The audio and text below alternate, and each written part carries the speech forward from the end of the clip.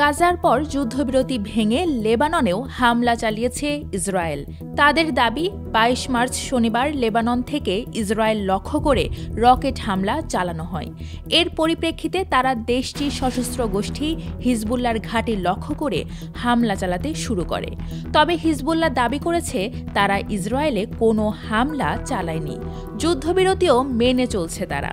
ইসরায়েলের এই হামলায় লেবাননের দক্ষিণাঞ্চলে ৭ জন নিহত হয়েছেন বলে জানিয়েছে দেশটির সরকার। সেই সাথে প্রধানমন্ত্রী নাওয়াফ সালাম সতর্ক করেছেন যে তার দেশ নতুন একটি যুদ্ধে জড়িয়ে পড়ার ঝুঁকিতে আছে।